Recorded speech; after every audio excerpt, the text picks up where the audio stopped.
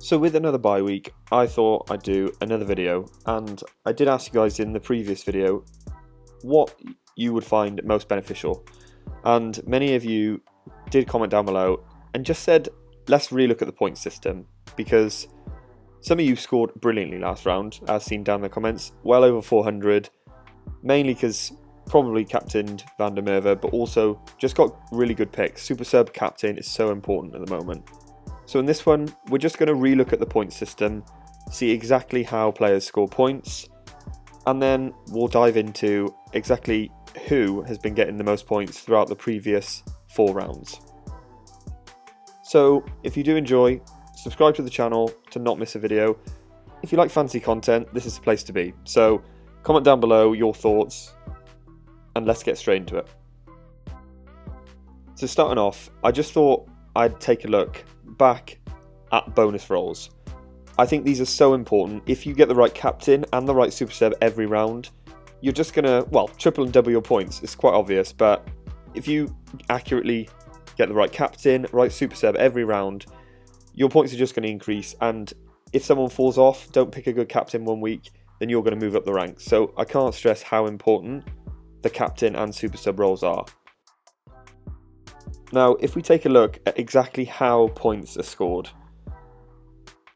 looking at attacking, there are more attacking than defensive on the whole. But if we take a deep dive, so a try is worth 10 points. I believe last time it was worth 15. So already you can see back 3 players who are synonymous with scoring tries have already had a bit of a deficit there. Another deficit they've taken is line breaks have completely gone. And if I'm not mistaken, these were 7 points per line break, and obviously back 3 players would just break the line all the time. Van der Merwe scoring a hat-trick last time out would have scored well over 100 points. Not sure why they've done it, but they've done it, so we've got to take that into consideration. Another big play is try assists, conversions, penalty kick, drop goal, and 50-22 are all in favour of fly halves. So assists, fly halves get their hands on the ball most. Conversion, penalty kick, drop goal, and 50-22 are all kicking statistics. So pretty much these are all just 10s, potentially 15s for 50-22s. But fly halves this year are racking up points. Jack Crowley, Finn Russell, up there with the most average points of any player. So I think they're just a consistent captain pick. My final point on the attacking returns is carried meters. So it's only 1 point per 10 meters. So I think back 3 players, even though we expect them to score highly, probably still will with the amount of points a try is, but carried meters are also lower this year.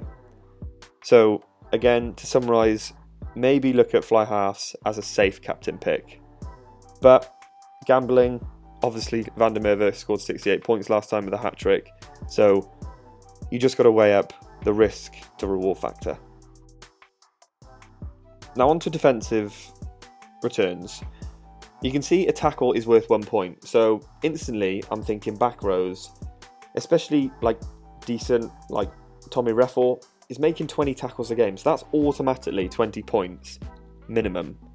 So second rows, back rows, they've got such good in to points this season, because a tackle, if they make 20 tackles, they're already getting 20 points, and that's pretty much, well, a decent score for this year.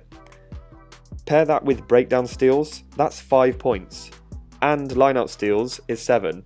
So second rows more important than ever. Just look at Tyg Burn. I think he's averaging like 40 points a game at the moment. We'll look into it in a minute.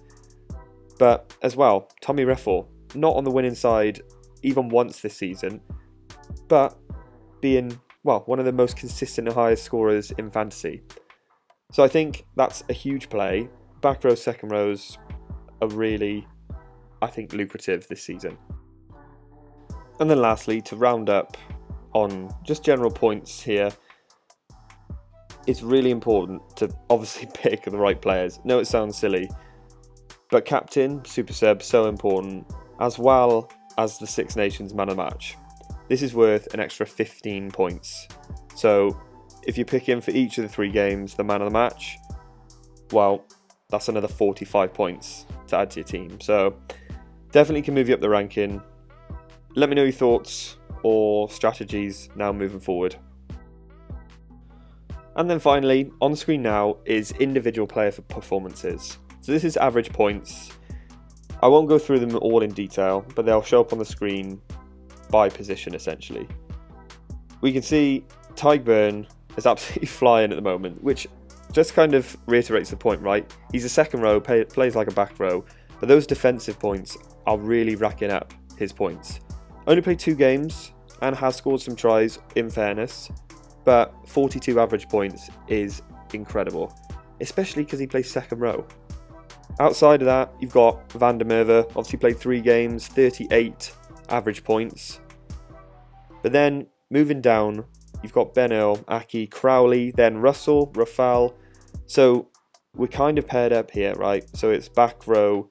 Aki is a centre, but then you've got Crowley and Russell, who are both fly halves and top in the charts. So if you want any advice, take from this video. If you want to play it risky and on your captain picks and super subs, then maybe choose like, a back 3 player, etc. If you want, maybe play it more safe and more guaranteed points, maybe pick a fly half for captain. I'm definitely looking at Russell against Italy. Assist points, kicks, he's going to have it all.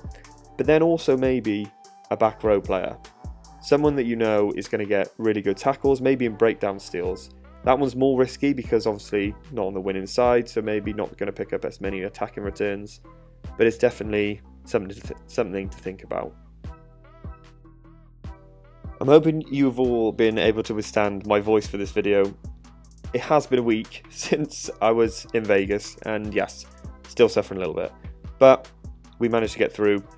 I'm hoping you also found it a little bit insightful as well. Look, if you did like the video, drop a like, but comment down below your thoughts moving forward in the final 2 rounds.